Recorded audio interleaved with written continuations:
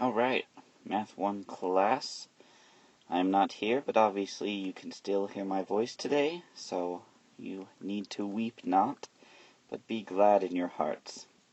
So, on the warm-up, you should have already done this. You should have had about 5 minutes. If not, then please ask our guest teacher to pause it so that you can get that finished. Alright, now I'm assuming everybody had a chance to take a look at it. Okay, this is stuff dealing with just that function notation and understanding the output based off the input. Okay, so the first one, just a reminder, f of x stands for our function and our output, x stands for our input, and then when we're trying to solve or evaluate for a number, right, they put it inside the parentheses to show that that's the number we want to solve for. So we first rewrite it, f of 2 equals, then anywhere there's an x, all these guys, we're going to replace with our number, our input, which is 2.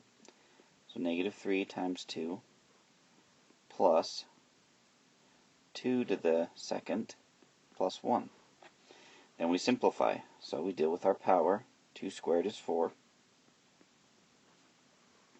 Negative 3 times 2 is negative 6. Negative 6 plus 4 is negative 2 plus 1 gives us negative 1. Now remember, we don't do anything with this other than rewrite it and set it equal. And we read it as f of 2, so the input of 2 gives us an output of negative 1. Okay? So if we were to graph that, input of 2, right, input of 2 right there, 1, 2, gives an output of negative 1, so the point would be right down there. Alright, now on the second question, using the graph, what is f of negative 2? So remember, on the graph, when we have the input there, we put the input in at negative 2, so we're starting right about there, so negative 2. Then we go up to where our graph is at negative 2, and we have our point right here, and then that point, that y value, is a positive 2. Okay, so that's the point, and we look at its y value, which would be a positive 2, so f of negative 2, according to this graph, is equal to positive 2. Now, number 3 is the graph of function, so remember, we have 3 things to look at. First of all, are there 2 groups? Well, we've got the y-axis, the x-axis, as we've just seen, an input and an output, an x and a y. Then number 2, is there a pattern? Well, this line is growing and curving. Hopefully you've noticed it's exponential. So yes, there is a pattern. Then 3, is it 1 to 1? Remember, that's the special requirement. And so that basically just says, for every input, is there only one output? So if we look at every single point on this line, we're only ever given one output per input. So checks off on all. So yes, it is a function.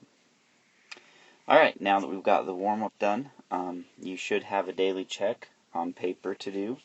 So we'll go over that in a little bit. So if our guest teacher could pause the video here, and if you could work on that for about 5 to 10 minutes, depending on how much time you need, then afterwards you can play this and see. So here's our daily check. By the way, before I do this, if you needed to go back to this part, just ask the guest teacher to pause it right here if you needed to see any of this a little bit longer. Alright, so you need to make sure that this daily check is finished and handed in before I go over it. So now would be a good time to pause it.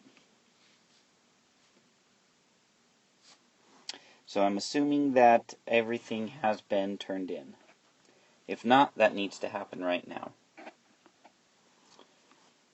So, I will give you another second or two. Pause if necessary.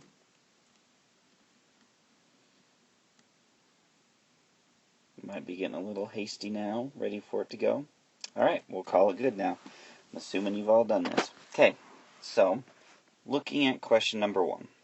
Using the graph to the right, find the rate of change on the interval 2, 3. So remember, with the bracket notation, it means intervals, and those usually mean x's. Okay, rate of change, those are our x's. So on this graph over here, we go to the point at -2. Notice I labeled it with a dot on the graph. And then we're going to 3. So we want to know what's the rate of change. So to do that, remember, you have to take the y values between the 2 points, find their differences, and then take the x values, find their differences, and then simplify the fraction as best you can. So if we look at this, okay, we have our x value of -2 to 3. So normally we go 3 minus -2 for this. The right side usually subtracted by the left. Okay, that's really a plus, so that would give us 5. So the bottom of our fraction is 5, which makes sense. That's the distance, 1, 2, 3, 4, 5. When you say the difference, that's really all you're looking for is the distance here. Okay. Then we do it with our y values. So a -1 here and a 9 here. Because this point's x was in the first position, I'd have to go 9 minus a -1, which would give me 9 plus 1, or 10. Okay, which if we counted 1, 2, 3, 4, 5, 6, 7, 8, 9, 10. So I'd have 10 over 5. Well, we can simplify that one down to 2 over 1, or just 2. So we would say the rate of change here is 2. For every x that moves 1 to the right, we're going to move up 2 in our y value. Okay, now number 2 says, use the graph below, find the average rate of change on the interval -1, 2. So once again, those are the x values. So we go to -1, go up to where our point is, at 8. We go to +2 up to our point at 1, and now we're going to find that rate of change, right? Just like this. So I can do the y values first this time. So we have 8 and 1. So we'd go 1 minus 8, or count down 1, 2, 3, 4, 5, 6, 7, because 1 minus 8 gives us -7. Because we went down, it would be negative.